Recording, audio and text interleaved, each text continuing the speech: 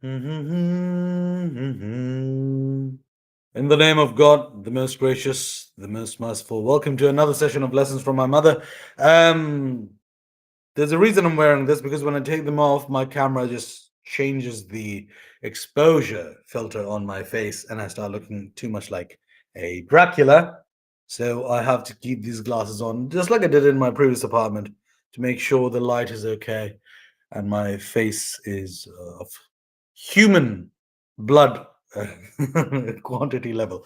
I hope everyone's doing well. Welcome to another session of lessons from my mother. We are at lesson number 77, and I'm nearly done.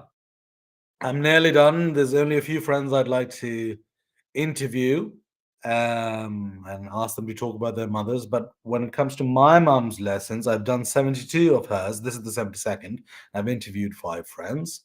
I just like to round it off with either 80 complete lessons or 80 total videos. So I think I'll be done by next month, and then the transcription begins and the videos turning into audio begins. So we're almost there. I wish I could continue doing this for as long as I could, because my mum's lessons are endless, but some themes have certainly emerged, um, which will be evident in the book. And if I do a TED talk about this, it'll be also evident in that. In fact, if not the next one, the one after the TEDx talk that I do should be exactly on this topic. Three lessons from my mother or something. And they will collect different ideas and put them under three umbrellas. Today's lesson, let me just see how it looks. Does it okay, let's try it without because the face goes too white and I don't like that. Um Eat chocolate little by little. So I mentioned this in other scenarios before, and I'd like to talk about it even now. So, whenever we go to the grocery store in England, or when they're here, my father loves a good drink. He loves a good juice or squash or flavored water. So do I. I love sparkling water. I love an Arnold Palmer iced tea, lemonade. I love my iced teas and everything. I love chocolate. I love ice cream. And if you put an ice cream in front of me and my dad, we'll be done with it. We'll be done with it very, very quickly. Um, Same with my younger brother. If you put some kebab or some meat-based dish in front of him, it'll be finished pretty quickly. Not so my mum. My mum has maintained her weight for 30 odd years or something, and she's active. And yesterday I was talking to her on the phone, and she went down the stairs, did something in the kitchen, came back up. And I said, Mom, I'm so happy. I just saw you. I just saw you do that. That's so lovely because there was no, oh, I'm going downstairs. I'm coming. You just went and did it. I'm so happy that you keep yourself so active all the time. But in terms of diet,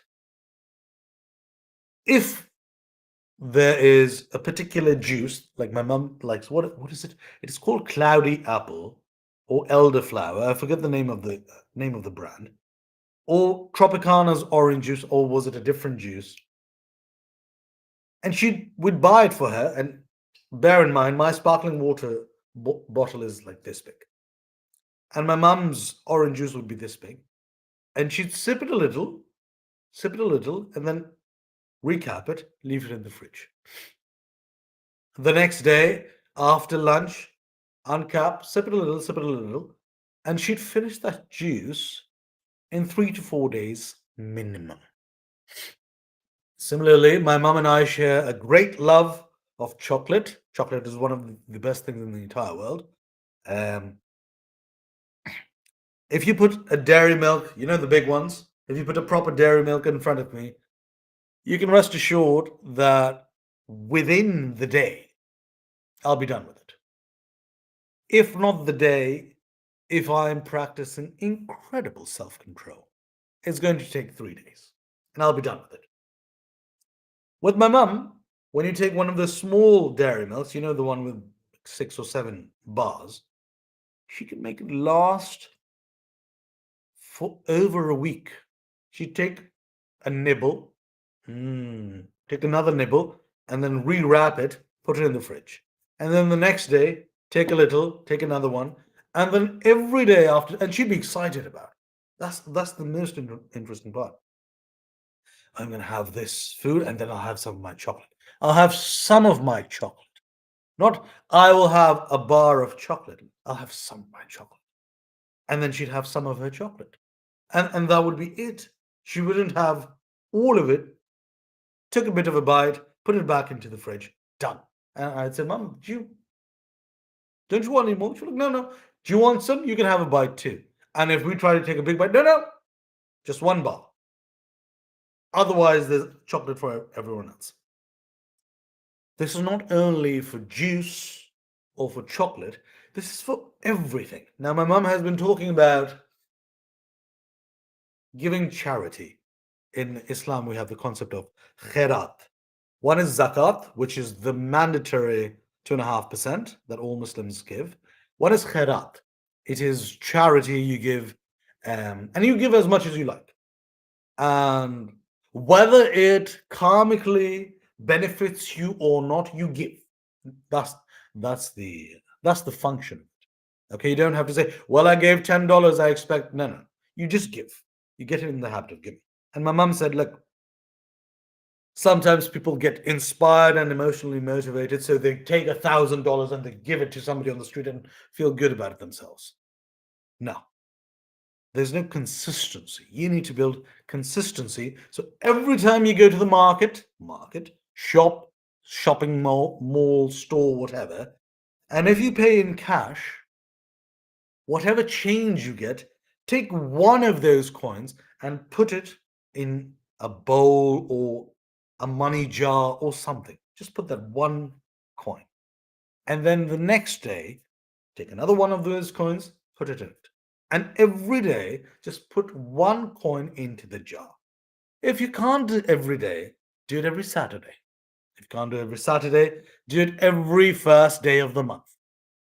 Make it regular. The amount is superfluous. The amount doesn't matter. It doesn't matter if you donate 1,000, 10,000, a million, or $1. What matters is to build the consistent habit of giving charity. And it comes from this training because it's really difficult. So I automated mine. I put it in one of my bank accounts, and every month an amount gets cut, and I was like, okay. But I've outsourced my charitable giving to the direct debit model. The larger purpose of consistently doing it has not been fully taken in by me yet. Because I don't, now we all deal with cards. We don't really deal with cash all the time. So, but that is a habit one should develop. You eat a chocolate little by little. You learn a skill little by little. You drink a juice little by little. You give charity every day, little by little. All of these are building habits in your personality which help you combat addiction, spendthriftness, if that's a word, obsession, overindulgence, being a slave to your emotions. For example, I love chocolate. If you put a dairy milk, I will devour it. But to have it in front of me and to choose to eat only one bar, and that's it. That's self-control.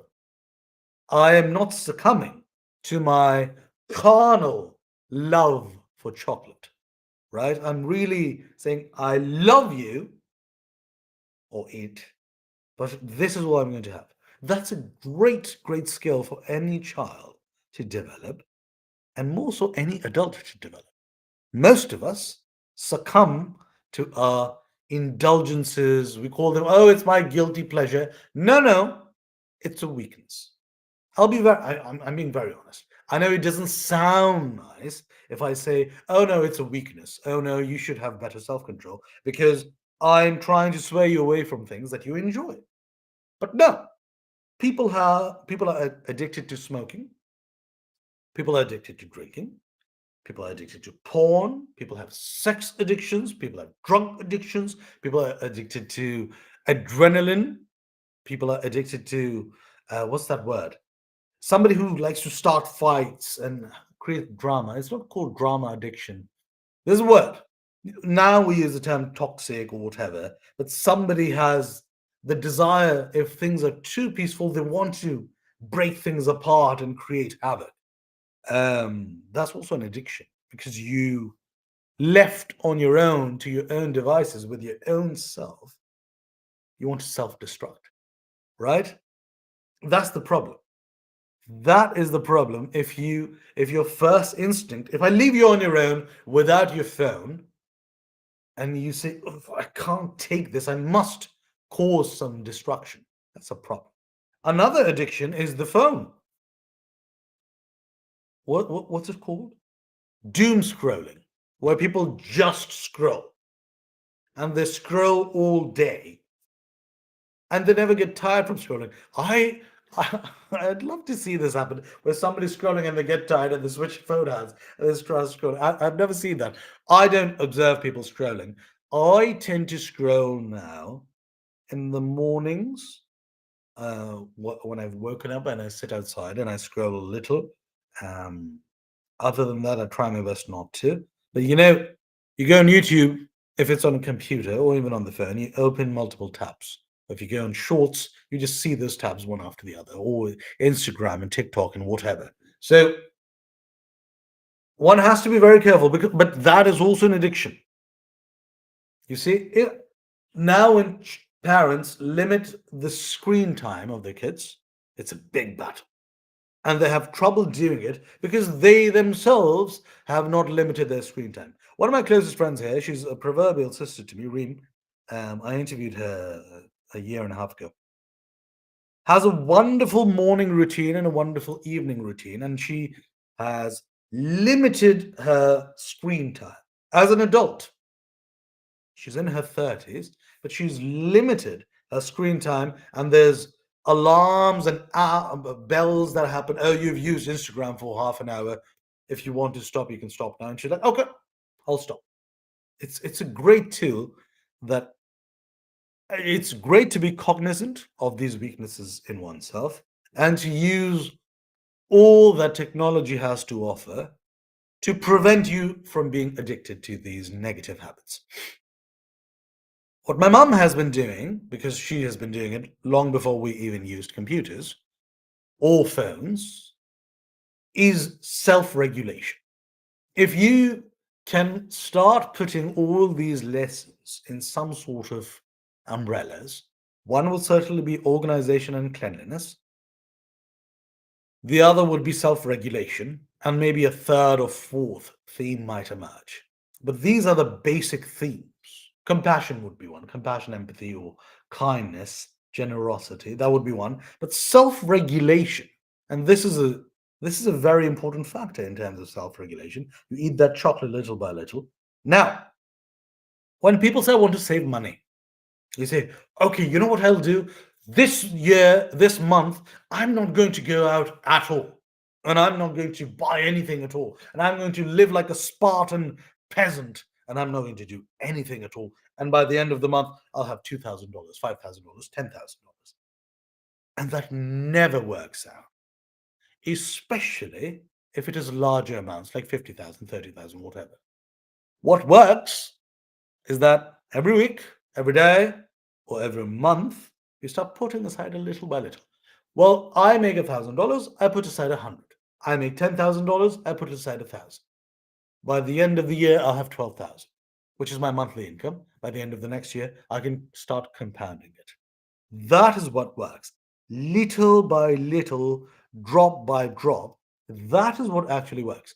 I want to be the greatest tennis player of all times. My love and respect to the great Roger Federer, but you've retired, sir. So, I mean, now. We're not messing with Federer. I'd never mess with Federer. If I just say, you know what, I'm going to spend this whole month playing tennis from 8 in the morning till 8 in the evening, 12 hours a day, 7 days a week for 1 month. I have 360 hours of tennis. That's great. But my legs are gone, my knees are gone, my back hurts, my arm hurts, my forearm is swollen. I can hardly breathe, I haven't drunk, and I'm exhausted. I'm nowhere close to being even in the top 10,000. Doesn't work. Alternatively, if I start on the other side and I say, look, I'm 25, by the time I'm 35, I want to crack the top 100 of tennis. That's very much possible, barring your physical health, that you start playing tennis 6 hours a day or 3 hours. Well, I'll just start with 3 hours a day. Once I'm used to 3 hours a day, I'll move to six and then nine. I'll sleep in the middle and I'll eat really well. And I'll make sure that I'm well funded so I don't have to worry about these things at all. And that's it. And within 10 years' time, you will be there. I know it doesn't sound glamorous. I know it doesn't sound, oh, I just went out one day and I picked up a racket and swung it and then it became the sword of omens for me. I know that's not what it is. I know that. But if you want actual success, if you want deliverable outcomes, if you want realistic success, this is how you do it. But the habit is built in everything. If they put a steak in front of you, your favorite, let's say they put a beautiful T-bone in. No, not T-bone. What else should I say? Sirloin. Let's say they put a gigantic sirloin steak in front of you. Do you roll it up and munch it in one bite? No. If you want to savor it, you eat it little by little. And you mix it with the mashed potatoes and with your veggies and with your gravy, and you have a sip of your drink, and you sprinkle pepper and salt on top of it. You really savor it. That habit, A, allows you to understand how you savor the experience, but B, it allows you to build this habit of step by step. Therefore, I mean, I've been trying to build it. I haven't reached my mum's level of doing it. But for example, I have some iced tea in the fridge. I badly wanted to finish it yesterday, but I said, no, just 2 cups is okay. 2 glasses of iced tea, more than enough. I wanted to finish it off, but I didn't. The same habit applies to when you're watching a movie or a TV show. I never fall with it.